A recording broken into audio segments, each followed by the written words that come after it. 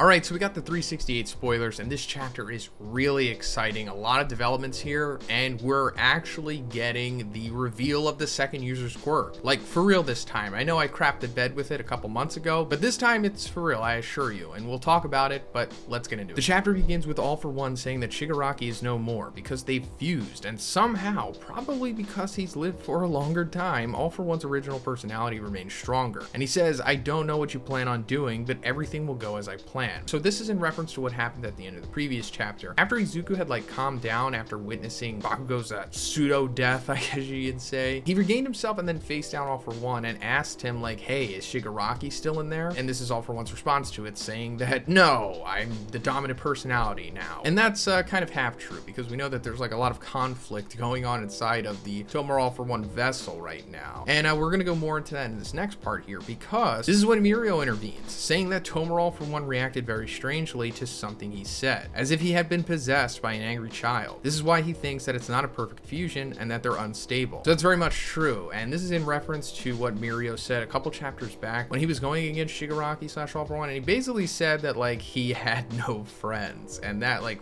really triggered him. And I guess the suppressed personality of Tenko that's in there came out and was saying like, no, I have friends, and then like named his dog and I think his sister too. But that goes into the unstableness, because we see that there's like obviously the All For One personality trying to take over the Shigaraki personality, but then there's a third one, which is Tenko, like what Shigaraki originally was, but it's being held back by like all of these hands and everything. And as I've said in my previous videos, this is the key to how All For One is ultimately going to be defeated here, and I think that personality is probably going to come out to be the dominant one by the end of this. At the same moment, Nana looks at Kotaro on Tomura All For One's arm, and they lock eyes. She then confirms that Shigaraki is still inside. Tomura All For One jumps, and this simple movement makes the flying UA quake. He says that their talk is over because now he's going to steal One For All. So another thing about the whole unstableness of the personalities here is that the stress that Shigaraki has been going through here and his new modified quirk singularity body thing morphed into like his giant arms, fingers becoming like his deceased family members. And one of them is Kotaro, his father, but also the son of Nana here. And Nana is upset because being a hero and targeted by All For One back in the day, she had to leave Kotaro behind, which eventually led to him becoming the abusive piece of crap that we saw him become. Tomura All For One hits Deku with a smash, and the ground around them is destroyed, but Deku seems unaffected. He says that he won't let everything go the way All For One wants, and ties up one of his arms with a combo of Fa Jin and Black Whip, which he calls Black Chain. Okay, so this is pretty interesting. Tomura All For One is like super powerful at this point, obviously. I mean, we saw that he achieved his most powerful form at this point, or the ideal form for this situation, I suppose. And he's even doing like a smash here, which I don't think we've seen All For One or Shigaraki do something like this before. But the fact that Izuku is unaffected by this is pretty crazy, and I guess just goes to show that this is, you know, final form Izuku, and this is going to be the peak of his power, unless he goes deeper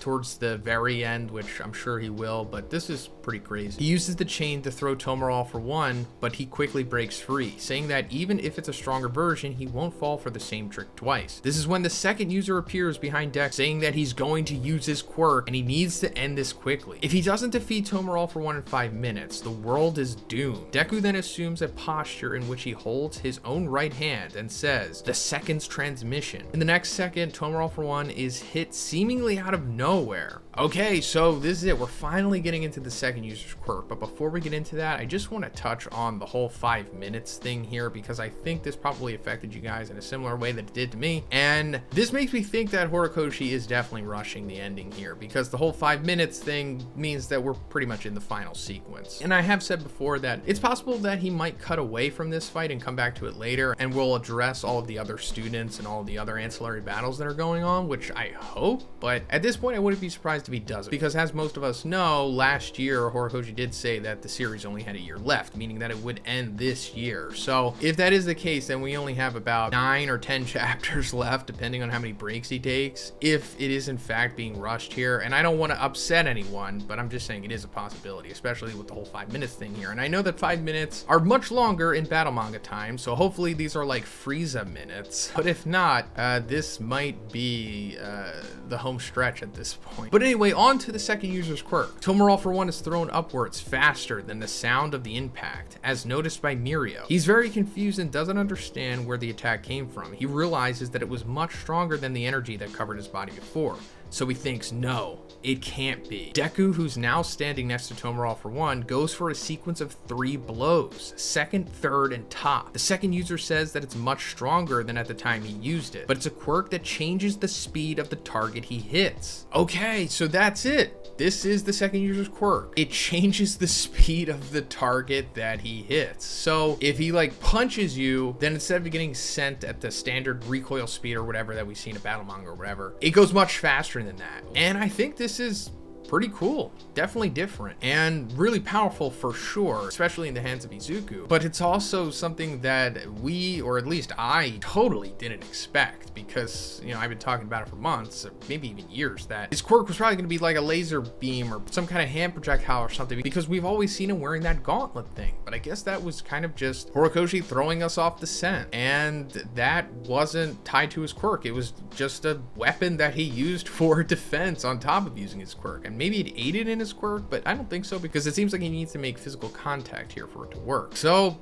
yeah, that's it. Deku appears behind All for One and prepares to strike the last blow at overdrive speed. The second closes his speech by saying that the current Izuku Midoriya is able to use 120%. Yoichi comes out saying, brother, let's call it a day, and Deku hits a destroyed smash. End of chapter. So yeah, that's crazy, 120%. I assume he's talking about One for All here, if not just his standard second quirk transmission or whatever. I think he's just talking about One for All. And I guess because he's fully unlocked all of the quirks here, so he has the true full power of One for All. But going more into the second user's quirk, Rukasu says, whenever Deku hits an attack, there's a text with a numbered speed and a word. The numbers are speed 2, speed 3, speed 4, and speed 5, and the words accompanying them are second, third, top, and overdrive. It appears to be like Luffy's gears. So that's not necessarily like Luffy's gears, because that's a whole different thing compared to this, but I guess the numbering and the sequential order and the wording and everything is similar to Luffy's gears in that regard. But yeah, going more into it, it's like he hits you and then you get sent super fast, and then the more he hits you, I guess, in sequence, the faster and faster and faster you go, which is pretty insane. And this also makes sense as to why All for One remembered the second user when Bakugo had activated his new cluster ability a couple chapters back, because Bakugo went like super fast after activating it and wound up hitting Shigaraki, and